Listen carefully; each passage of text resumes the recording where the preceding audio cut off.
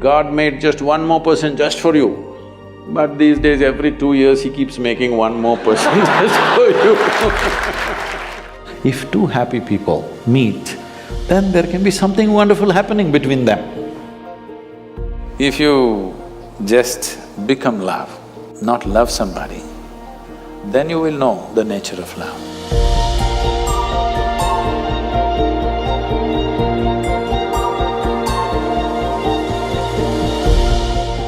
How do you know that the person you are with is the right person for you?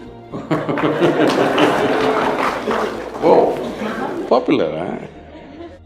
It once happened. Shankaran Pillai was at the family dinner, and when everybody settled down for dinner, he stood up at the table and announced, "I am going to marry Lucy, who's just across the street." I hope that's not the name. No, it is. Then the father said, "What? You going to marry Lucy?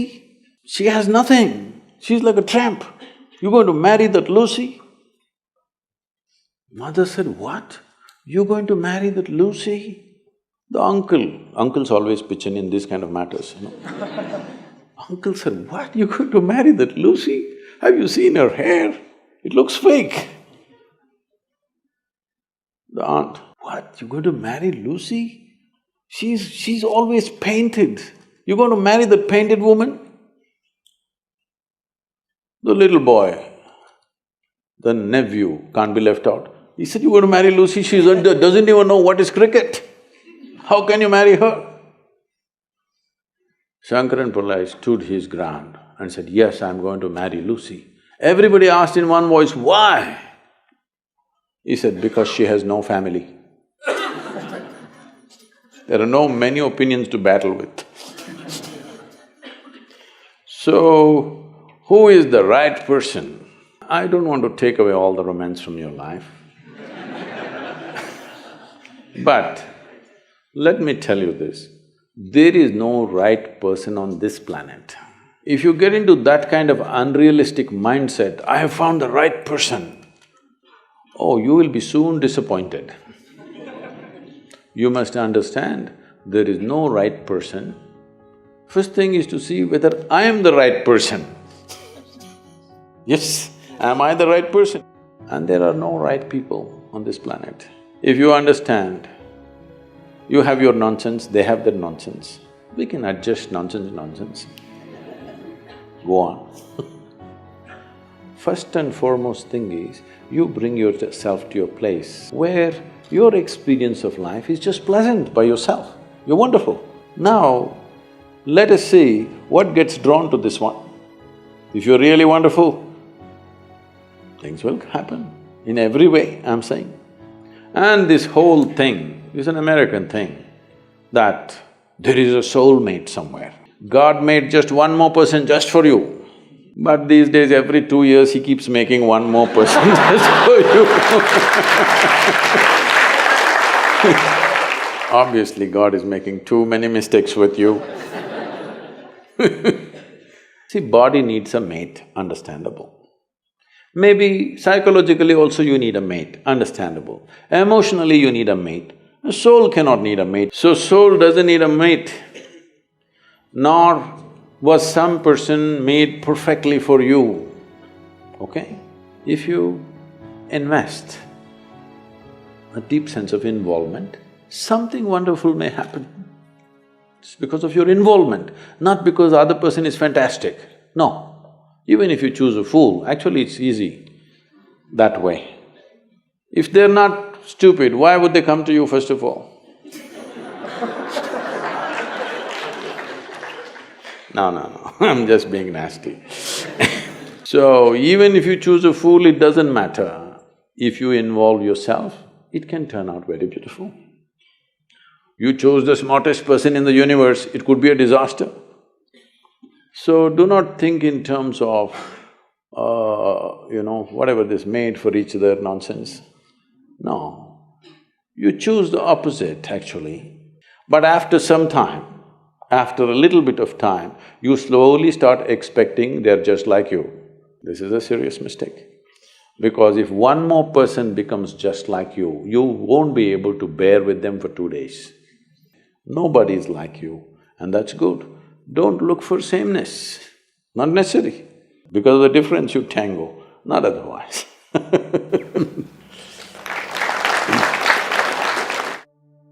Our mothers have set amazing benchmark. The moment you say mothers, Yeah. they're giving a sound ambience of babies crying. Oh, okay. Perfect. That's the halo effect, I think. Yeah. So they've set quite a big benchmark of being an ideal wife. However, I, or girls of my generation, feel that we cannot be as good as wife our mothers have been. So should I feel that I am falling short in my personal life, or should I feel that I'm not giving enough justice to my marriage once I'm married? How should I feel about this? You know, our center in United States is in Tennessee. Tennessee is a little one kind of state, okay?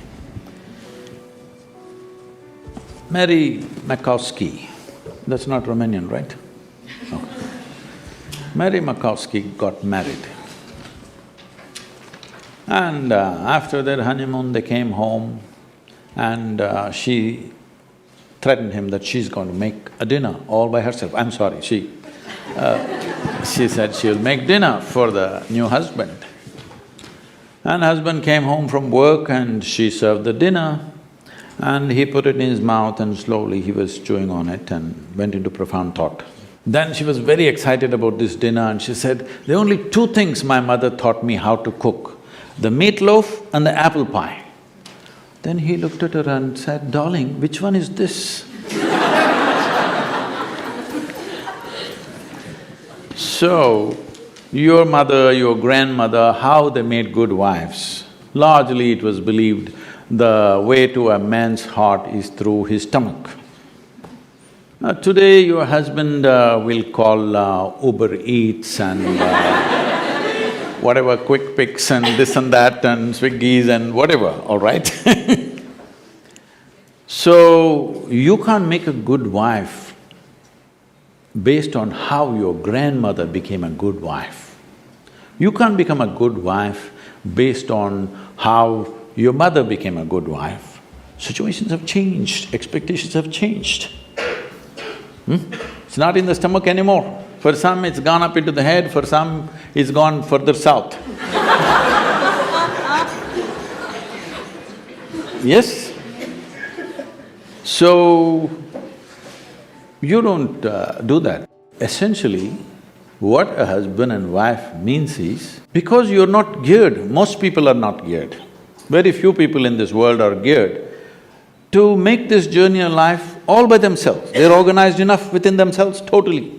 They never feel anything missing in their life because they've made themselves like that. But most people need somebody else to lean on.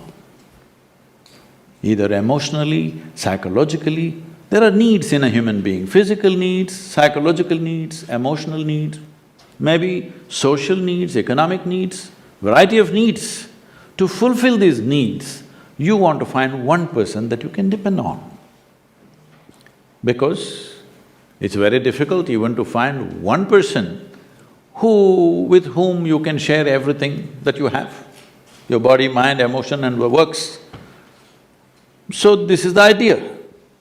Formalizing it is so that every time you get some little friction, you don't fall apart, so little tying up so that things don't fall apart very easily, all right? Nothing else. The biggest mistake humanity made was, they started saying marriages are made in heaven, that's why it's such a mess. No, it's done here. If you see, marriages are made between us and we took responsibility for who we are, we could have made it work, but the damn thing is made in heaven. Not suitable here, it's because it's alien stuff. Everything is a mess because you think it's made elsewhere by somebody else. If you understand it's made by you for your well-being, to fulfill your needs and your purposes so that you can go through this journey of life with least amount of trouble and friction, then you would handle it more responsibly, isn't it? and according to contemporary needs, not how your grandmother did her marriage. You can't do it that way because expectations and situations have completely altered themselves. So, if you hold somebody who is your friend and who is your need, you must understand. You are in this relationship because you need. Maybe the other person also needs, but that's from their side. As far as you are concerned, you made this relationship because you need it badly, isn't it? If you understand and you're always grateful for this, that somebody is fulfilling all your need, you would handle it well. You wouldn't make a misery out of it. But now you think somebody else needs you, then you will make a mess out of it. You understand, you need it. Well, the other person also needs to understand he needs it. Now there is a cohesion. If you think, oh, you need me, so I'm going to exploit you. No, this is not about you squeezing happiness out of somebody or they squeezing happiness out of you. If two happy people meet, then there can be something wonderful happening between them. But you are a misery and you think somebody else should be the source of your happiness, well, it'll multiply. In this materialistic age, the real feeling of love is disappearing from our life. Most of the love we receive from others and express to others is superficial. How can we reinforce the real feeling of love in our own life and in others? Forget about others. If you learn to be loving by your own nature, not because of somebody else or something else. I know the question is coming from Facebook, there's an enormous possibility. You can even love those people who don't even exist. So I'm saying it's a tremendous possibility. So, if you just become love, not love somebody, then you will know the nature of love. If you love somebody, it's a fickle happening because no human being will happen 100% the way you want them. Every human being on this planet is going to disappoint you, believe me. Not because they'll do something wrong, because nobody can fulfill the unrealistic expectation you have of them. It's simply not possible. Have you been able to fulfill anybody's expectation, I'm asking you, entirely? Partially, but never entirely, isn't it?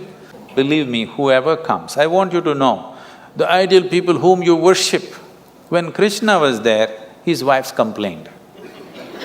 All right? Love is not a relationship.